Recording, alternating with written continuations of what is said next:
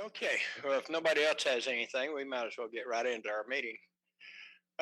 Tonight we're privileged to have Steve Anchell here. Steve's accomplished author, photographer, leads variety of workshops. I'm sure he'll be telling you about at some point.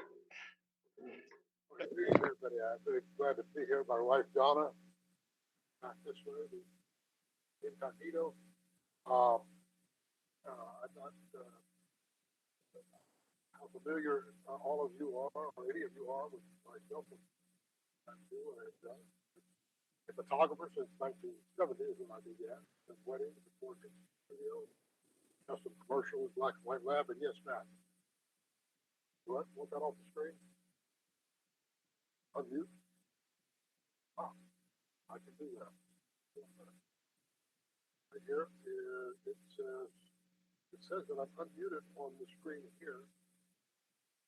Sorry, mic shows unmuted. But up here it says muted. Okay, it says ask unmute, so I have to hold on a minute. That's all I've got. You got me on it? All right. But Don and I had a studio in Hollywood for about 10 years. Max Factor Cosmetics, Earl Norman, and other people like that, IBM. So we've been around a bit. I've written a number of books on photography. Some of you that we heard talk about film. This is my first book, 1984, Darkroom Cookbook. And I've just been asked to write a 5th edition because Darkroom is making a resurgence internationally. People are getting interested to do a 5th edition right now. Digitally, I've done this book, which has now become a college textbook, but not so much a textbook. The teachers are buying it because it's got all these great assignments that they give their students. I didn't tell you, I used to teach Oregon State University also, photography there. Finally, this is the other digital book I've got, is mirrorless interchangeable lens camera. So then I've got a couple other books that are all on film, and I figured this is a digital camera film, I would just go like that. In addition to that, I'd like to let you know, and here's my first ad.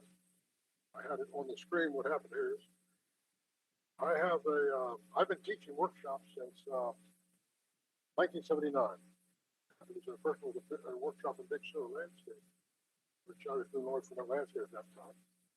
And Donna was there with me. Let's see. Yes, I've got quite a mailing list of students. And every once a month, I don't like a lot of people emailing me a lot of stuff. So I do once a month, first Thursday of the month, I send out what I call the Nexus. And it's a newsletter, but it's not a newsletter about me. I always start off with a student like Richard Petrolio, who's up in Seattle. He was accepted to a show at the Black Box Gallery in Portland. The first thing I start with is my students that have some kind of a show. And it doesn't have to be a student. Incidentally, I'm open to anybody. Anybody who is willing to subscribe to the Nexus can send me something, and I'll put it there, even if they've never taken a class with me. I always include a video of the month of some photographer that you may not have heard of. This gentleman is American, but he lives in France. He does pinhole cameras of the solar eclipse. And he starts at one eclipse, and he leaves the camera open for 6 months. It's the sun moving across the sky, and then he starts again, like that. And so this is an interesting video. But I always have that kind of thing. And I throw in stuff like this. A friend of mine who does Chinese astrological predictions. He's a acupuncture here in town, up on Scottish Street. And then so this is what's in the Nexus. When I say it's a newsletter, I always end, by the way, with here is this woman writes a column about promoting your work. And I know her, and she and I do her blogs in here. But I always end with competitions you can enter. Okay? So what I'm saying to you, if you sign up on my mailing list, that's what this ad is all about. We'll be on the next one. We'd like to get this. You can get it one time and then unsubscribe if you don't like it. But I think you will like it. That was the advertisement. That wasn't so bad. My books, and then we get into our program, I think. And I'm going to have to start a few things up here with the share screen. And we want advanced sharing option. Okay, now when we share this screen, we need an option about sound, don't we? Okay, I'm going to do. I'm not going to share the screen yet. I'm going to turn on my program first, because that's what we're going to share. To get to that. Here we go. Once this is up and going, we can then share the screen. And we have contact with alien beings here. Oh my goodness gracious. Okay. These aren't my glasses. I left my reading glasses at home. I borrowed my wife's. You know, if I, this is okay. Maybe I don't need those. But I do need this. I always carry vodka with me everywhere I go. Especially in presentation. All photography is documentary. Whether you're photographing a war or a flower, you're documenting that event or object as it occurs or appears at that moment in time. Even more so, you're documenting your own life. If you could not and would not have taken these images if you had not been there, camera in hand. Street photography means different things to different people, to different photographers. All of them are valid. In case you're wondering, I'm reading this and not doing something. But at its base, street photography is the recording of human behavior in public. This could take place at an event, in a park, a restaurant, inside a building, or on a sidewalk. Street photographers record unmediated chance encounters and random incidents in public places. Hey, those that don't know, I've been teaching in Cuba since 2001. Our next workshop is in April. Street photographers do not need to have a social purpose. For many, primary goal is to isolate and capture human interactions that might otherwise go unnoticed and forgotten. The very publicness of the setting enables the photographer to take candid pictures of strangers, often without their knowledge. The street photographer is an outsider. They are not part of the action. Instead, they watch and wait to capture an action, interaction, look, or gesture that the photographer recognizes as significant.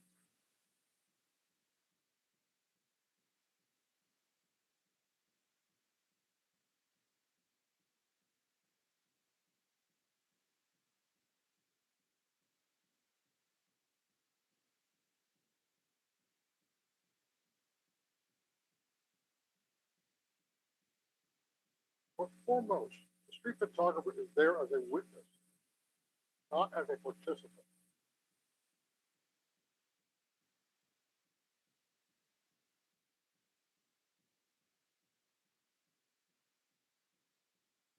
There are those who feel that street photography can only be practiced outdoors and in the street. For me, that is a narrow definition that limits the possibility. Anyone who wishes to impose that rule or any other upon themselves is free to do so. But for me, street photography is anywhere I find myself with a camera, engaged with people I don't know.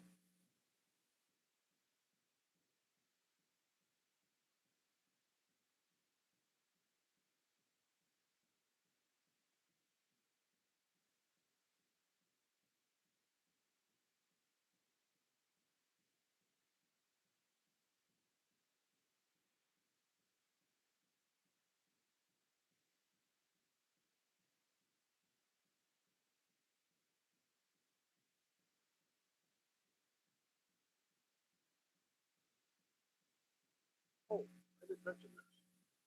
This program was originally given, I gave this at the University of Atlanta many years ago, and I just updated it. But I did take the Spanish subtitles off.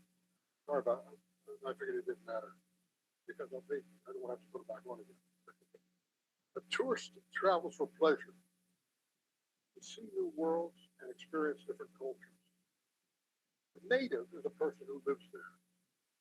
Photographers are tourists with cameras, interfering in, interrelating with, and observing the lives of other people and situations that may or may not have occurred had the photographer not been present.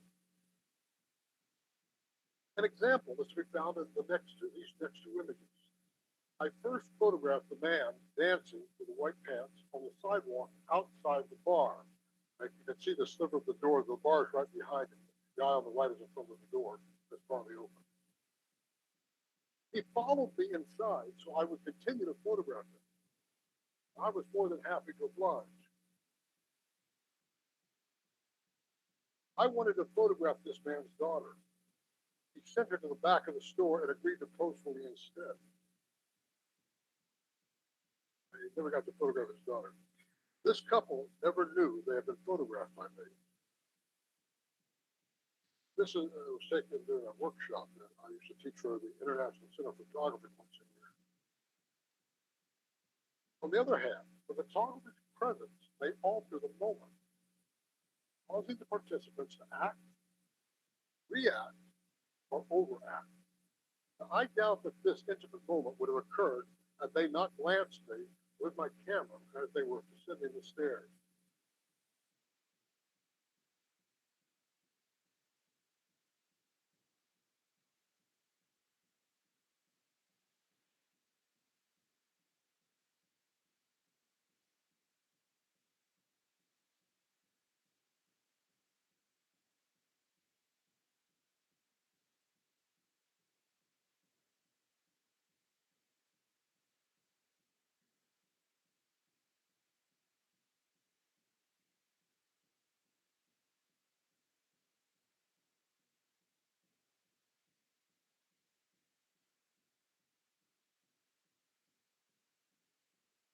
A photograph has a life of its own.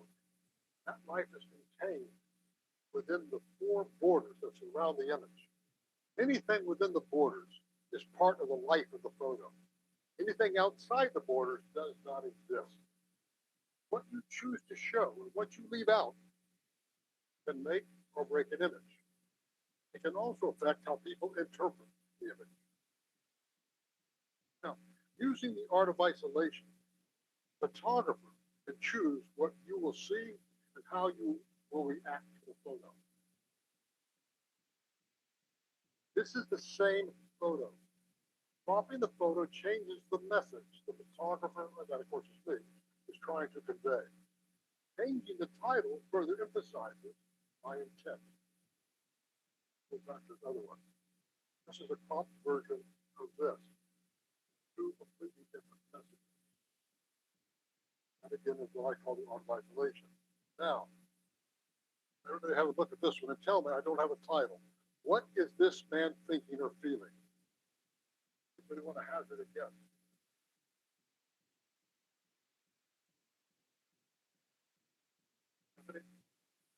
Something what you say?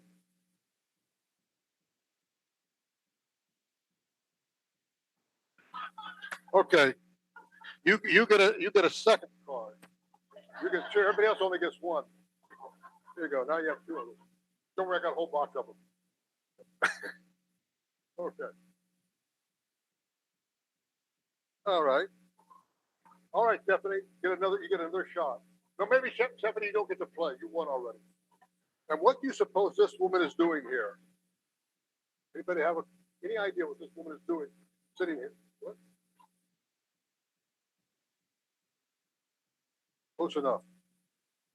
Chapin Sienna. 15. You go out, get photographed. In Cuba, they really do. Every home in Cuba that has a 15-year-old, they really do it up there. It's a big thing for Cuba. Now, I know that some of you, maybe all of you, have a passion for landscapes. I do too. I began as a landscape photographer, and I still teach a landscape workshop. We have one on the Oregon coast in 21. We went to New Mexico and did a landscape workshop there. We do this in between my street photography workshops. This was taken in 21 in New Mexico on that workshop. Now, art of isolation is every bit as valid for landscape as it is for street photography. It is valid for, it's all photography. Rain Cloud and Rainbow, Santa Fe, New Mexico. And here is the entire image. I'm standing in front of the hotel I was staying in. for my class, by the way. That's right in downtown Santa Fe. Art of isolation. Now, that's not exactly the same image, as you can see, but it was all taken standing at the same time. Now, you guys will recognize this. Everybody here will recognize this one. The scene along the Willamette River, taken from behind a used car lot. This is where that the diner was, the Eola Hills. Yeah, I just pulled in one day. They were closed, and I went back there and took this scene. And then, for this image, I moved the tripod forward a few feet, get under the telephone wires, and zoom the lens to get rid of the telephone poles on either side. Art of isolation applies to all photographs you will ever make. Now we're going to get serious. Decisive moment. The decisive moment is the peak of action. The phrase was coined by Henry Cartier-Bresson in 1952, which incidentally, not to give anything away, that's when he was born. He was out here doing this, as the title of a book of his photographs. Capturing the decisive moment has become the holy grail of street photography. Most of the images in this presentation are my own, but when speaking about the decisive moment, it is best to let the master speak first. I am a visual man. I watch, watch, watch. I can fan things through my eyes. The Cartier-Bresson article of his photographs for Life magazine, or an interview in Life magazine. 1963. A 28, 35, or 50 millimeter lens is good for this technique. A wide angle lens allows the photographer to capture more of the background, adding context to the action. For most of his career, Cartier-Bresson used either 35 or 50 millimeter lens. I believe this one was a 50, if I recall.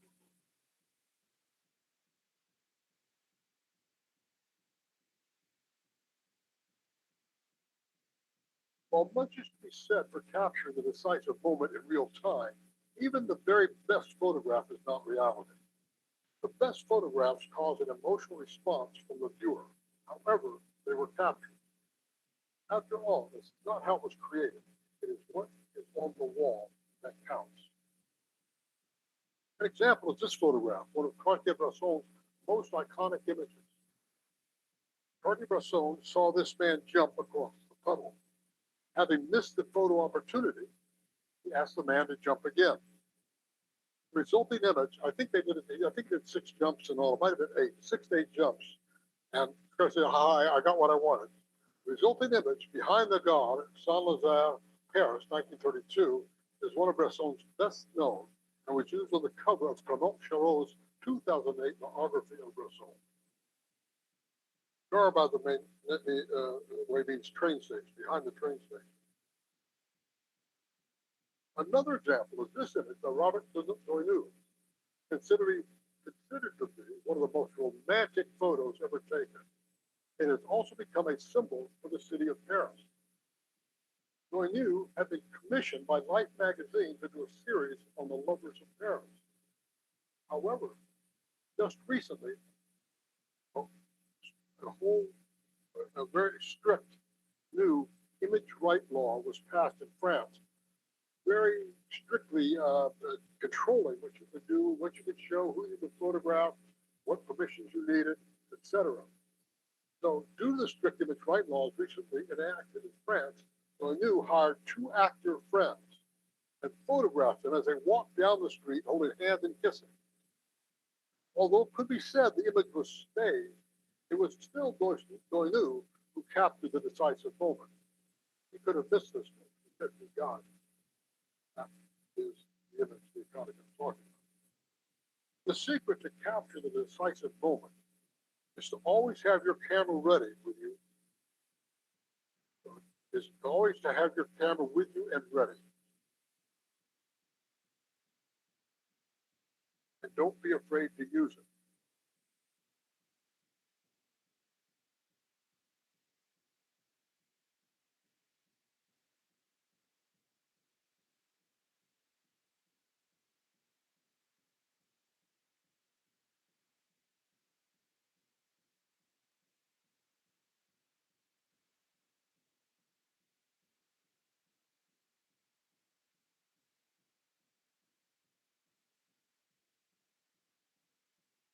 portraiture happens when the photographer engages with the subject through conversation, eye contact, or any number of interactions.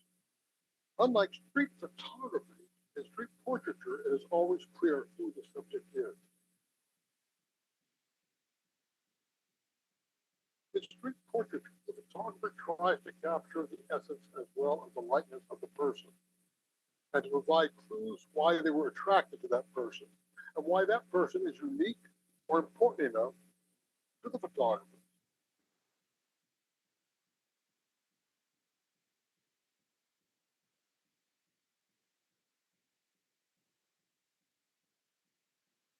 We were out in the workshop having breakfast at this place out in the middle of nowhere.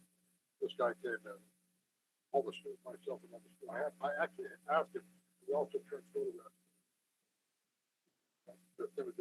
They printed it to him.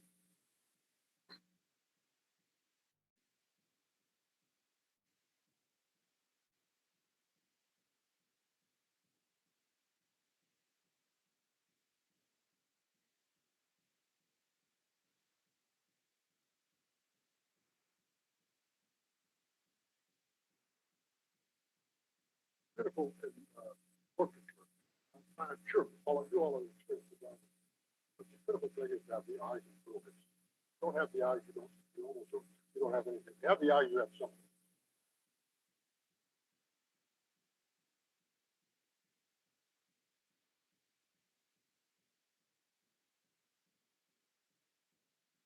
A variation of street portraiture is environmental portraiture, in which the background or surroundings provide context, which to further understand the images. Further understand the subject. Don't like to know that.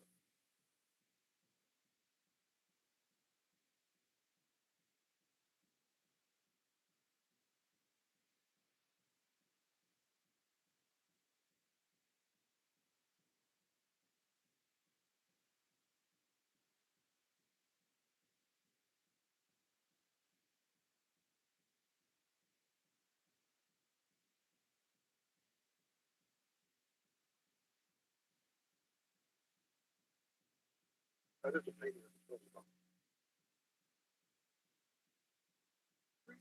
Architecture records the structures and environment in which people live. I'd like to point out too that I'm divided up street portraiture, street architecture. It's all the same thing. It's all street photography. But it helps, I find people to kind of isolate and get the idea of the different subjects when they approach them. That is, with architecture, with portrait, there is a slightly different approach, especially portraiture, where you really do have to engage with the person. When I differentiated street photography, not portraiture, where you don't have to engage. You stand back and photograph them walking down the street. Street architecture records the structures and environment in which people live. Photographers often attempt to evoke how they feel about the structure.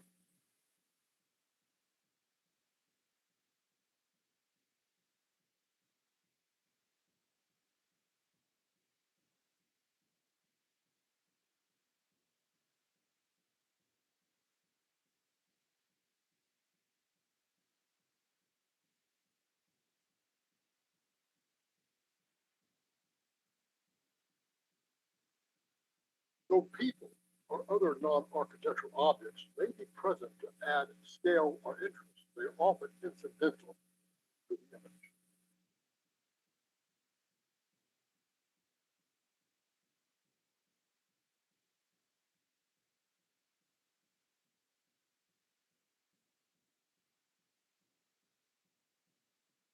So people or other, I just said that, I hear it twice. In street architecture, the suggestion of people's presence and how they use the structure is often as important as the buildings themselves.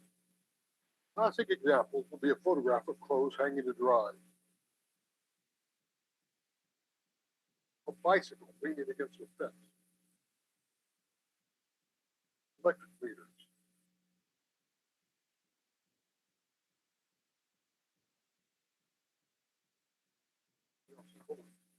Ah, infrastructure such as old wiring or perhaps with photographs of lampposts, post boxes, or food. Changing your point of view by looking up or using a low angle and add interest to your photos. This often requires to lie or kneel on the ground. For this reason, it is not recommended that you wear your best clothes and practice street photography.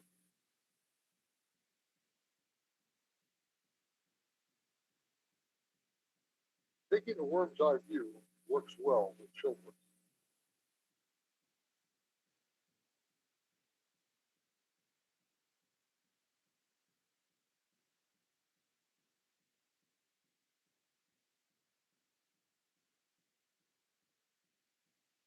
It's not a woman with her dog. I'm kneeling in front of her taking a photo.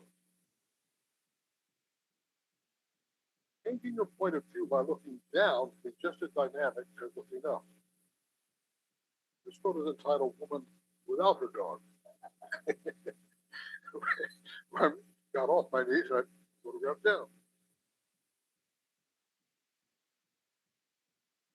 Taking a bird's eye approach works well with children.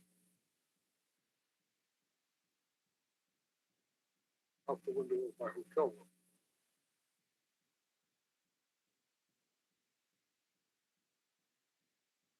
Butt shots mean any photo taken from behind the subject, whether or not their butt is showing. Not true. No, I had a photo.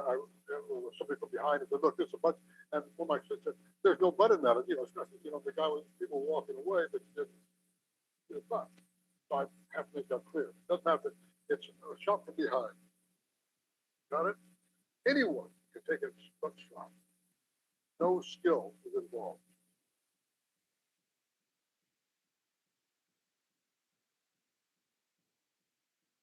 Once you are able to look people in the eye and get close enough to photograph their eyelashes, you will have earned the right to photograph as many butts as you like. The problem you have, and I will explain this, I have students that come to my workshops and they only want to photograph people from behind, or they've only photographed people behind because they're afraid to stand up and ask them to photograph them. So I say, don't take the butt shots, but just don't show them. Keep them in your file. So you have to show 100 of these, then you can bring your butt shots out because you've earned the right to do that. So back to what I was saying. Once you're able to do this, and now do this. So, an idea. Another way to put it is, don't do this till you can do this.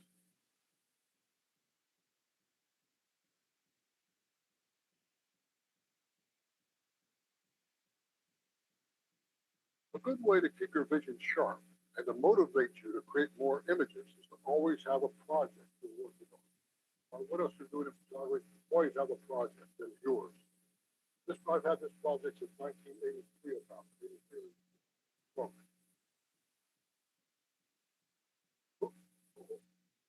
back. One approach is to select a one-word theme. How I tell people to do it. Select a one-word theme such as smoke.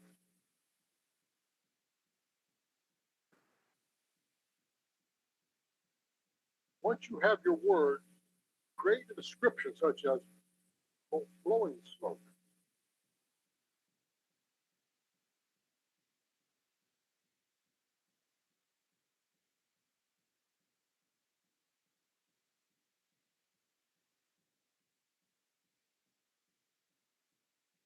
In time, your project will expand, and you can add to the description such as people blowing smoke or lighting up.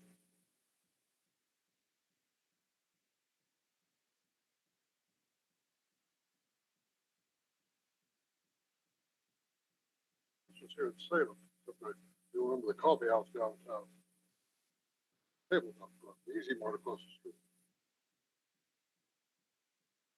And what may be a vain attempt to keep up with young people in the changing times, I have expanded my description to be people blowing smoke, lighting up, or vaping.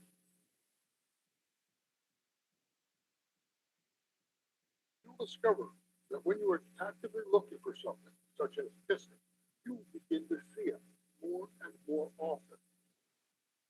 So if you make your one word kiss, you'll start noticing that where were all these people before? But you'll start seeing them because you're looking for them. I do this all the time with my students. This is another problem I have.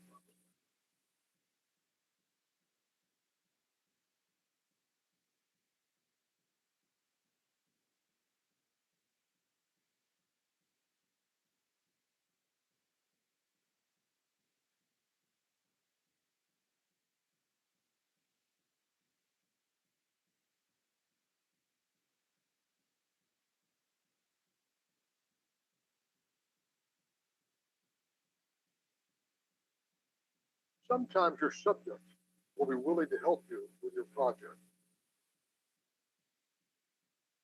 And sometimes an opportunity occurs when you least expect it.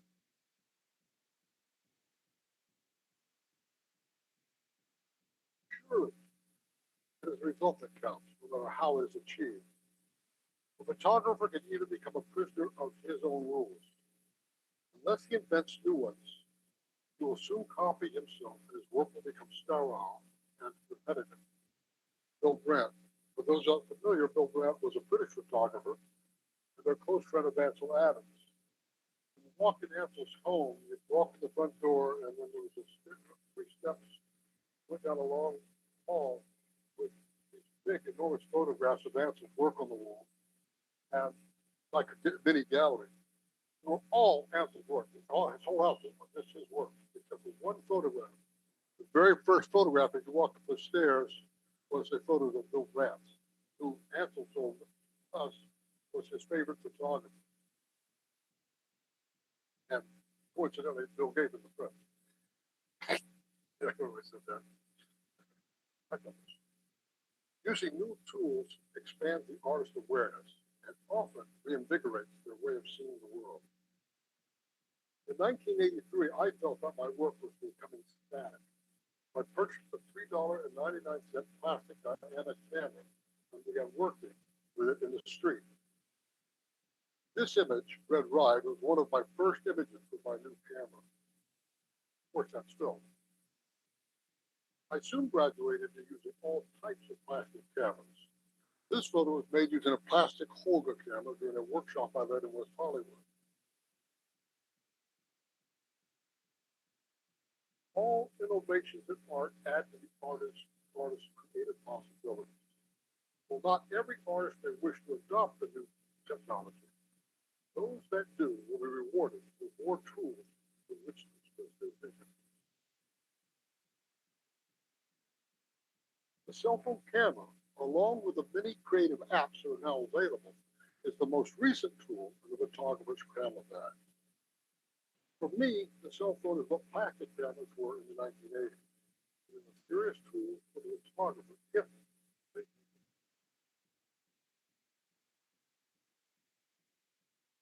My first attempts at using the cell phone camera were with the iPhone 4S.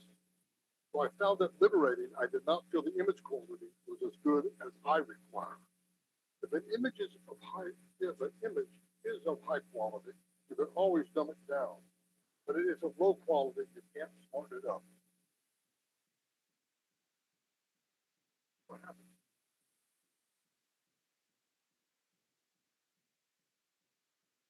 Stephanie? The problem with the early cell phones is they were not they were small, not a lot of high megapixels, not high resolution. They were only JPEG. You just couldn't work with them without degrading.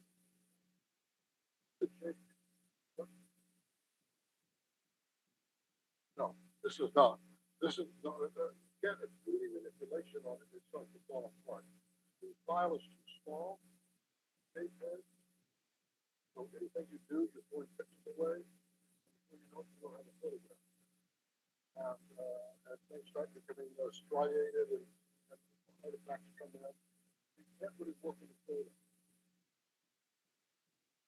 Yeah, this what you see is pretty much without any manipulation. Just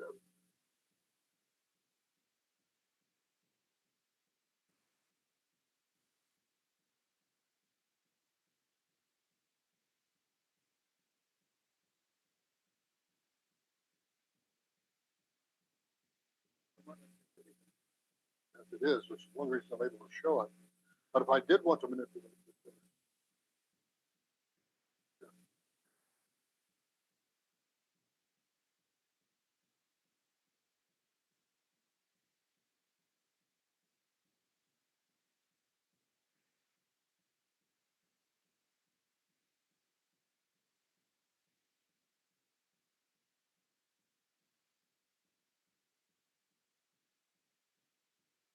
I've never tried it.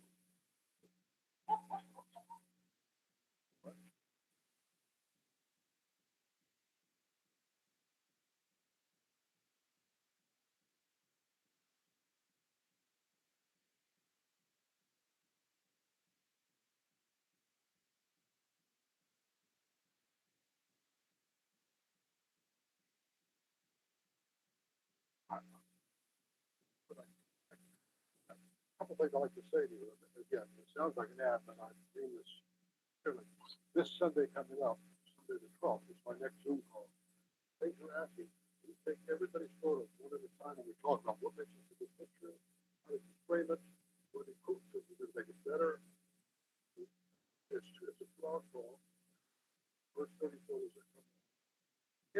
Anybody here, you've never taken a workshop, you can still send in the photos and they go in the order they come in, which is not exactly true. I always put the new people at the beginning, not at the very beginning. I put two of the old people, then I put new people, then the old people. Old people, don't be wrong. People have been with me a while. Young lady, you know what the day was just.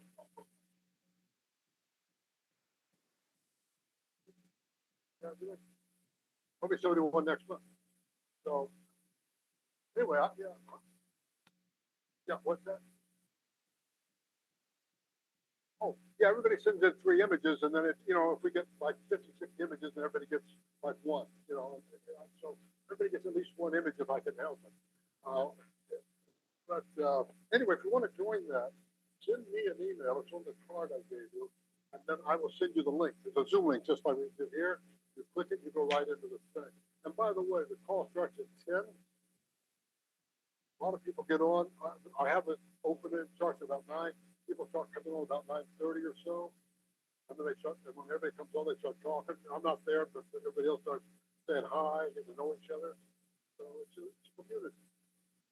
I believe in that very, very much. It's why I continue to teach workshops.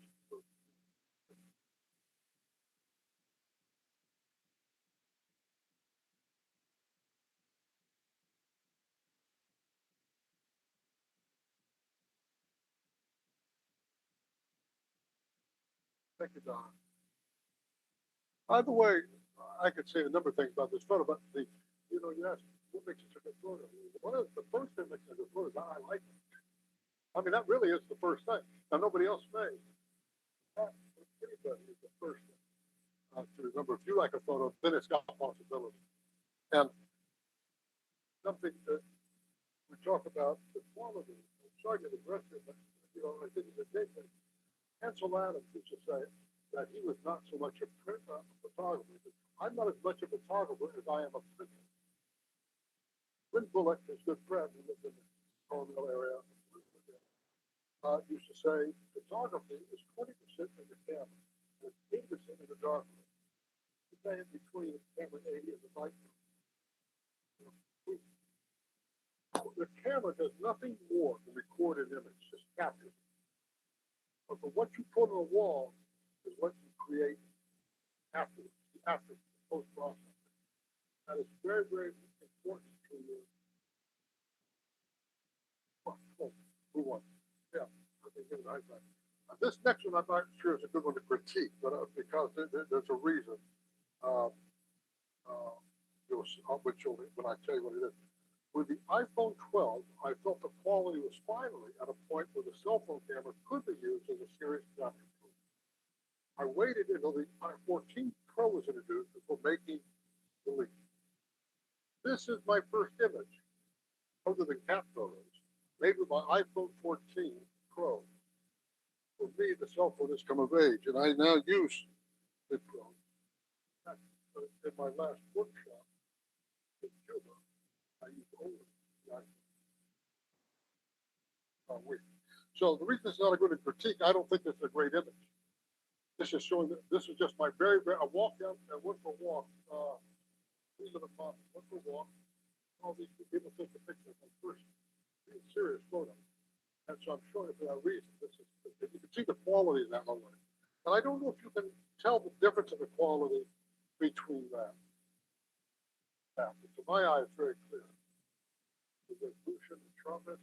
This is a raw photo file, which is like manipulated. It's larger megapixel count and so forth and so forth. Now, this next one, I think I can critique. That if that helps you. Now, or we can skip the critique and you can look at Paul, which was there. One of the features that has made the difference for me is the ability to use raw capture. Now, this is again a digression from what we've been talking about, but what do I like about this photograph? Well, the very first thing is I like the whole emotion, the attitude, the feeling that comes off this young man. And there are many ways you can interpret that. And the correct interpretation is up to the viewer. You could think he's just exhausted, leaning on the rails, and that's what he's showing. You can see, he's looking at me and say, who is this idiot with a camera? You know, why is he taking my picture? Who knows? We don't know what he's thinking. You know. But the other is, I like the way the angles come under the horizontal support him, almost like a base coming up. The repetition of form with Raphael on the right side. Let's see, here I can do it. Raphael there. I like this triangulation here of his body. I'm trying to make some things up here, but I'm looking at it. I have looked at this little term, but see, this is the whole image just holds together very strongly, and then a lot of it has to do with his attitude and the look in his eyes. What? That could be it too. There are other there were been boxing. They're taking a break right now. What, Stephanie?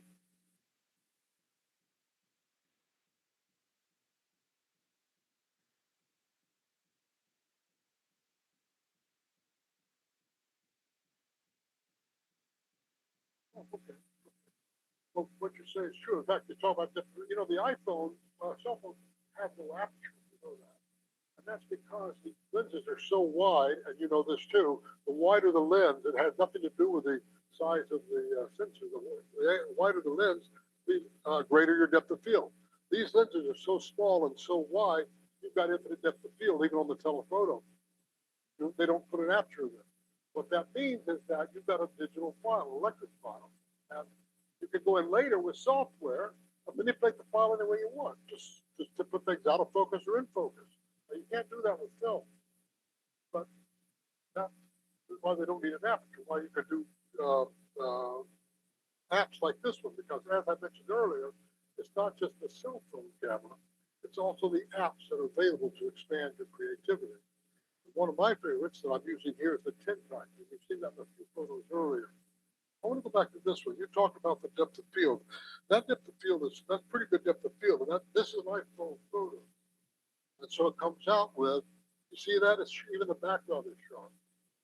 That's because, again, I've done nothing to soften. There are apps I can put this in that will put that background out of focus. And there are many ways to get three-dimensionality out of a photograph. One of them is to have the depth of field, to say the background soft. That pops it forward, the subject forward. Another way is to have the background dark. That's right. Subject comes out. Now, another way, there are. I'm not going to go into many ways to get that three-dimensionality. This one I have intentionally. This is, again, using the app here. I could make this entire thing sharp from front to back. I've chosen, you notice the scallops in the back of her head. I've left them soft, and I've focused on the face there, and the hands and everything else fall off. But these are, of course, are your choice of photographer, and I think the question is really apt. because you need to know the things you were talking about. You want to know, what do I soften and what do I not? What do I make dark, what do I not? I really think we should, I'm going to be honest, I'll look at the next photo, but I think we should perform, not so much try to critique my photos, because the things we're talking about in real time, the photos that we're actually. This one also is, I threw in one more, the tin type app here that I particularly like. This in Cuba, there's a lot of old cars there, and some have been modified with different parts from different cars. So, keep them running or looking good. Now this you will notice, this again, this is all, without the app, this photo will be sharp from the footed ornament all the way back here, the sharpest back. I used an app, the tintype app, to throw that out of focus. Exactly what you said, and in fact, we have the result that you brought up. We have this in front, that in back, that makes it look three-dimensional. If this whole thing was sharp from front to back, this would not have that feel.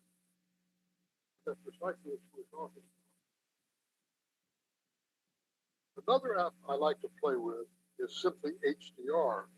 And after you've taken a photograph normally, you put it in here, and it creates the different levels of the photo and sandwiches them. It gives an HDR look, which you can then manipulate.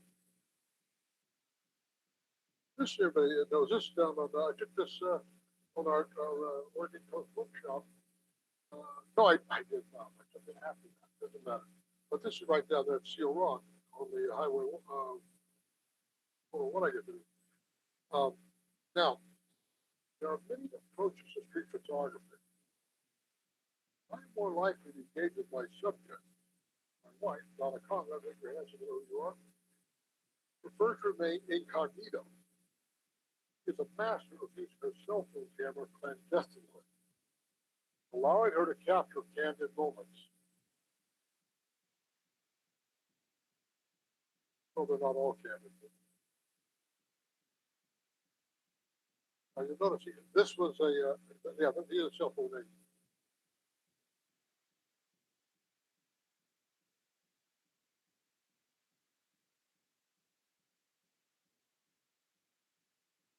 The thing about that, Donna, is if we move in and out, people don't always take pictures. Donna has a series that she does, been doing at a bar, bars around the area. Lemon Bar and Grill, for example. She goes there, she likes their steak, and she doesn't like to wait to get a seat in the booth, so she goes to the bar and orders. While she's there, she photographs these guys and records their conversation. She runs their story, telling me, they say the weirdest thing.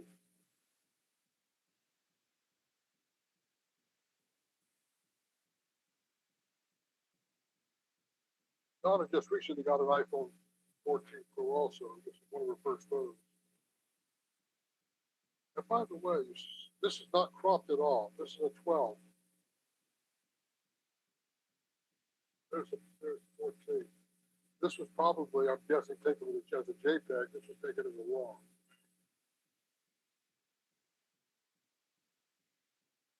Even Bruno thought that Donna was only checking her emails. Most people are flattered that you would find them interesting enough that you would choose to photograph them. For whatever reason, at a visceral level, everyone knows they are here on this earth, but for a fleeting moment, that they may be remembered through your photograph, even if only their likeness gives them comfort. And if these pictures have anything important to say to future generations, it's this: I was here, I existed, I was young, I was happy, and someone cared enough about me in this world to take my picture. Does anybody have any questions or comments about the work I'm showing tonight? Yes, sir. Most of that stuff, earlier stuff, was all in black and white. What was your equipment you shot that with? Most was in black and white, and what was the question? What was your camera, your lenses and stuff that you shot that early stuff with? Well, some of that was large format, actually, the early work. Some of it, almost all of the early early black and white work was film, of course, and there's a Leica M3 with I only owned one lens, 35 1.4. Not exactly true. The very first very first photo of the police officers, no, not them. That was my first photographs of the Leica.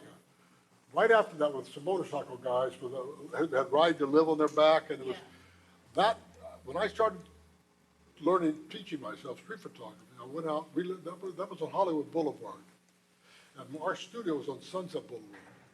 And at night, I would go out, and I took my light. I had a Nikon F with a photomic meter, and it didn't take me long to realize that I couldn't get a sharp image because my shutter speed was so low to get the image, and the mirror and the shake, I couldn't do it. And that's when I switched to Leica. And I switched to Leica. One of the first photos was that police photo. I can go back and show them if you'd like to see them.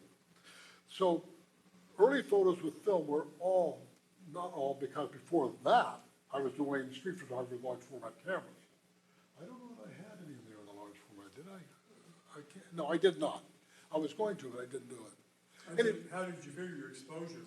How do you what? Your exposure is spot on. M3, the M3 did not have a light meter, and I never carried one. And I used to teach my students how to not use a light meter. And part of that is I have found that the average about 2 or 3 weeks, and you just start knowing, because people tend to photograph in similar situations, whether it's night or day, and you start getting used to what works. And you're usually, at the beginning, you're like 2 or 3 stops off. After a couple of weeks, you're only like a stop off. And pretty soon, you're like spot on for 50% of the time, a stop or less off the rest. It just takes practice. Now, an interesting story since you asked. Brett Weston, well, Edward Weston never used a meter because they didn't have meters. Brett Weston didn't use a meter also. Never. Are you familiar with Brett's work, son of Edward Weston?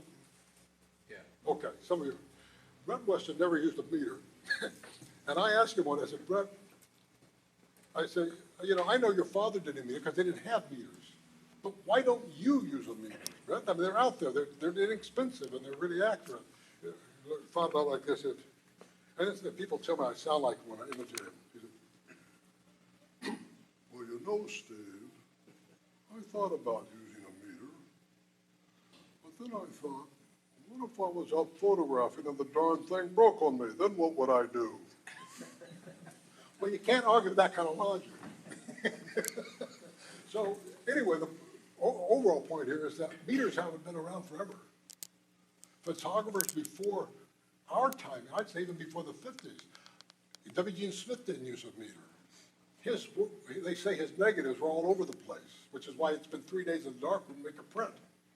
And he was a master in intensification and bleaching, which like Bruce Birnbaum and Jay Dursard, who are also masters of that, for those of you that do film. So when you say my exposures are spot on, I don't know what to say beyond that. You know, you get good at it. It's, what do they say? Get in your car to your hall. It's practice, practice, practice. I take a lot of photographs, even today. Does that answer your question? Yes, absolutely. Okay. Any other questions about cell phones, about large format? For those of you doing film, I'm teaching a large format class for photography formulary in June out in Montana. You can join me there. On my workshops, you can bring any camera, cell, digital, large format, film, I don't care. We work with it all. So if you're interested in that. That's it. I left you speechless, breathless, hopeless. McDonald's is just up the street. Thank you. Thank you very much. Thank you for having me here.